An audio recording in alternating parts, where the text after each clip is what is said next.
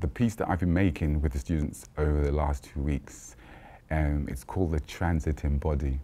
The actual choreographic inspiration for the piece is very much based along the lines of the person understanding and taking control of the body and using it as a tool of expression, especially looking at 3 underpinning values of African dance. The spirituality aspect, the rhythm, how rhythm marries with movement to create dance, and the body, the imagery the body creates, looking at expression, because African dance is very much about the expression rather than just placing a movement in space. Sculpture, it's not just about sculpture, it's looking at sculpture but also the expression within, or the expression that sculpture creates. So it's not static, yeah, it's organic.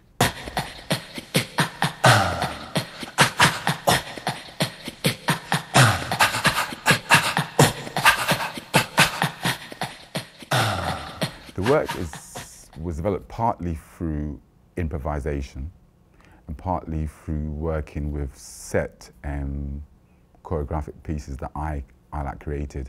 I kind of draw from 5 main African dance forms: Senegalese dance, Nigerian dance, South African dance, dance forms from Ivory Coast, and South African dance.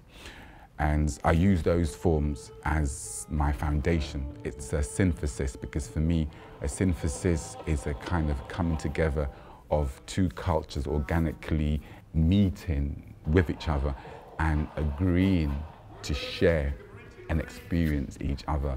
So it's very much a synthesis, and what I do, I kind of influence those basic forms with Caribbean, jazz, and Western contemporary dance.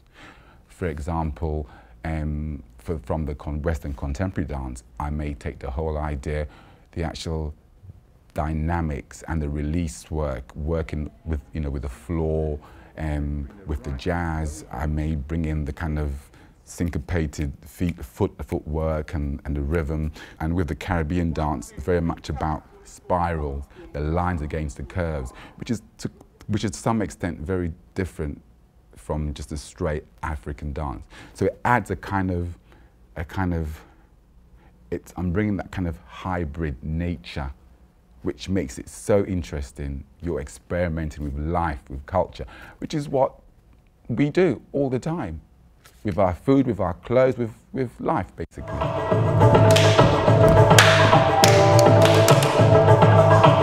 You couldn't strictly call it African, you couldn't strictly call it contemporary. It's definitely a fusion. It's very eclectic. I've done African dance classes, purely African dance classes, and I can very much see that there's elements of that in this piece. I think technique-wise, if you understand dance, it's a completely different aesthetic to what we used to learn, and we're used to pulling up, rising ourselves, yet in African dance our body's low and it's bent knees, and it's just getting used to something completely different.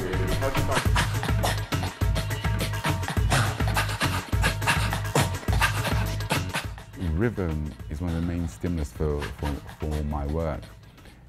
I think music is an amazing support mechanism for us human beings. It kind of creates a framework where it invites the performer to dialogue with themselves as a way of pulling out the creative beauty that I'm looking for.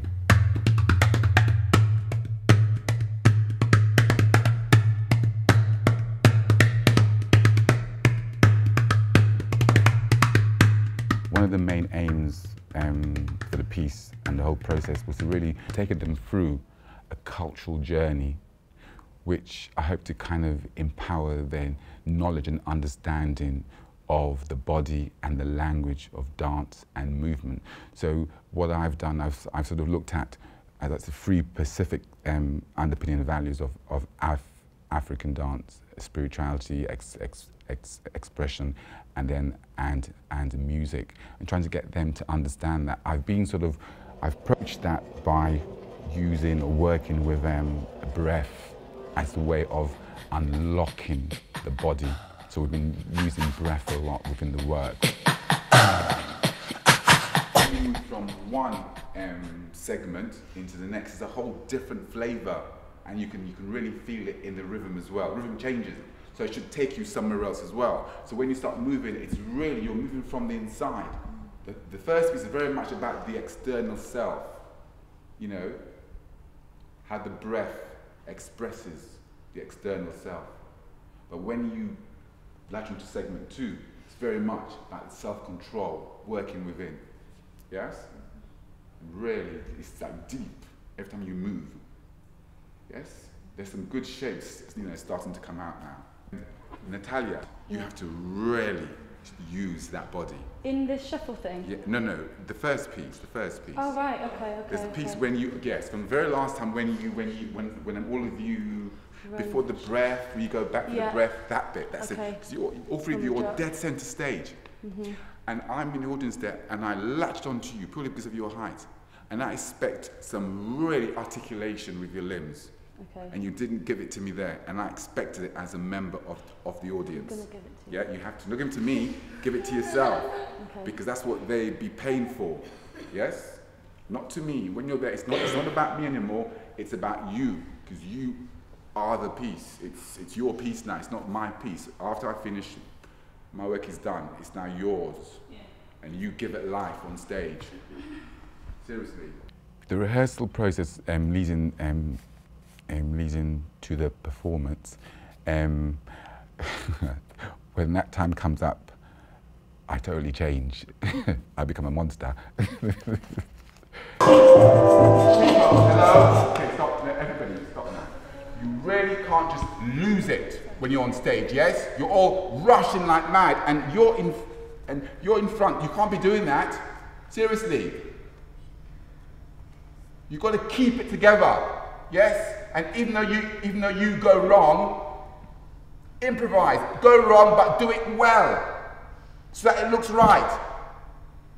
Seriously, think of formation. You're all falling apart.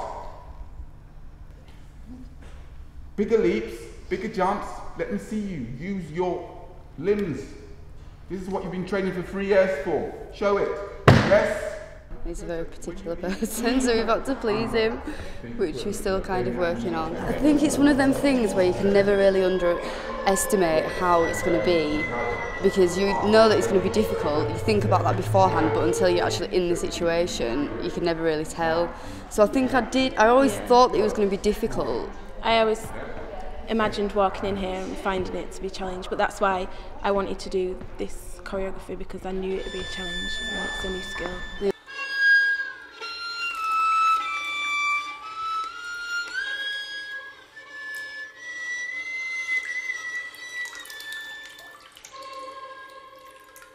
It's very much about them drawing from the knowledge and experience that I've parted.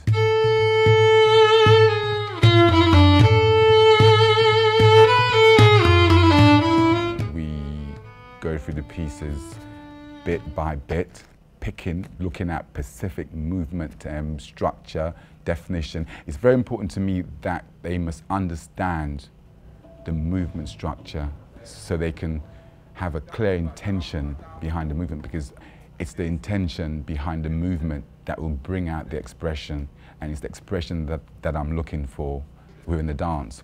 Every time the feet come together, you plie to jump. Back step, plie, reach.